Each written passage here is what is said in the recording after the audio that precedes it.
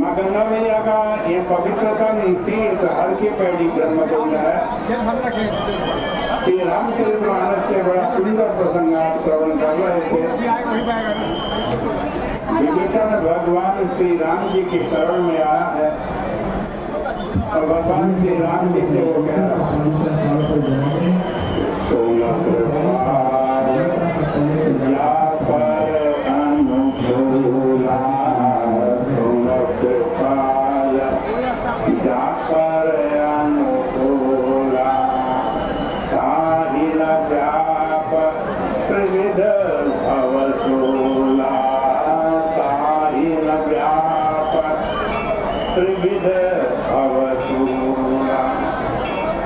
राम जी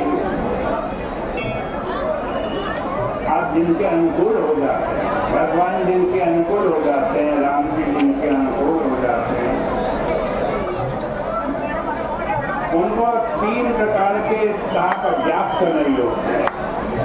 आदि भौतिक, आदि देवी और आध्यात्मिक ताप व्याप्त नहीं होते। ये प्रसंग चल रहा था। देखो यदि हम विचार करें तो ये चौपाई कुछ अतिशयोक्ति की है। क्या भक्त के ऊपर कष्ट नहीं आते, दुख नहीं आते?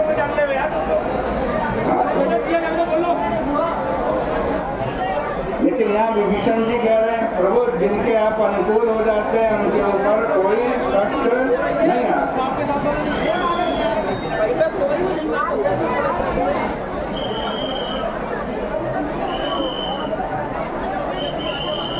तो चौपाई का मतलब क्या है?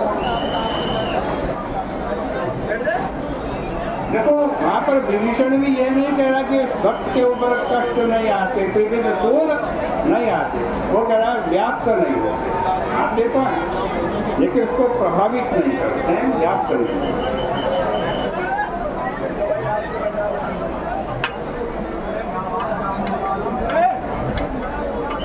देखो भक्त कैसा होता है, आप जरा देखो भगवान का भक्त है, उसके ऊपर भी कष्ट आते हैं, दुख आते हैं। विनय पत्रिका के अंदर तुलसीदास जी बतला प्रार्थना कर रहे हैं। तुलसीदास जी स्वयं भक्त हैं और वो प्रार्थना कर रहे हैं, विनती कर रहे हैं। क्या विनती कर रहे हैं? विनती रघुवीर गोसाई, विनती रघुवीर गोसाई, और आस विश्वास करो, और आस विश्वास करो, हरो जीव जड़ताई, हरो जीव जड़ताई। रघुवीर आपसे यही विनती है, जो हमारी ये बुद्धि जड़ हो गई है, जड़ क्यों गई है कि औरों से आस करते हैं, औरों से हम आशा करते हैं कि हमारा कल्याण कर देगा, बेटा कल्याण कर देगा, मित्र कल्याण कर देगा, धन कल्याण कर देगा, ऐसा करते हो ना। और आस विश्वास कह रहे औरों के ऊपर जो आशा है, विश्वास है, उसको हमें औरों पर विश्वास ना हो, किसी पर भी, न धन पर, न बेटे पर, न ऊंचे पद पर, न किसी अन्य देवता के ऊपर। जड़ता को आप हर लो, इस जड़ता को, इसकी जीव की जड़ता को प्रभु आप हर लो।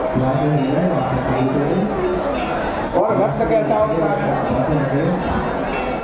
तुलसीदास जी कह रहे हैं विनय पत्रिका में, चाहो रसमति सुमति संपत्ति कुछ, चाहो रसमति सुगति संपत्ति रिद्धि सिद्धि विपुल बड़ाई, रिद्धि सिद्धि विपुल बड़ाई। कह रहा है भक्त भगवान से कह रहा है, प्रभु मैं आज न तो उत्तम गति चाहता हूँ, नहीं बहुत सुंदर बुद्धि विद्वान बनना चाहता हूँ, बुद्धि चाहता हूँ, न संपत्ति चाहता, कोई रिद्धि सिद्धि भी नहीं चाहता, और संसार में मेरी बहुत बड़ाई हो वो भी नहीं चाहता। तो भगवान ने पूछा क्या चाहते हो? भक्त कैसा होता है? भगवान ने कहा तो फिर तुम क्या चाहते? भक्त कह रहा है,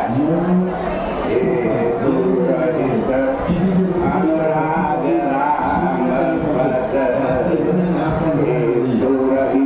ध्यान दो शब्दों में, हे दूरहित अनुराग राम पद, बड़े अनुदिन अधिकाई, बड़े अनुदिन अधिकाई। एक ही चीज चाहता हूँ प्रभु, और कुछ नहीं चाहता हूँ। क्या? कि मेरा जो प्रेम है, अनुराग है, वो भी हेतु रहित, उसके पीछे कोई हेतु ना हो, लौकिक कामना ना हो। वो ऐसा मेरा प्रेम, मेरा अनुराग आपके चरणों में हो जाए, आपके चरणों में मेरा हेतु रहित यानी निस्वार्थ अनुराग हो जाए।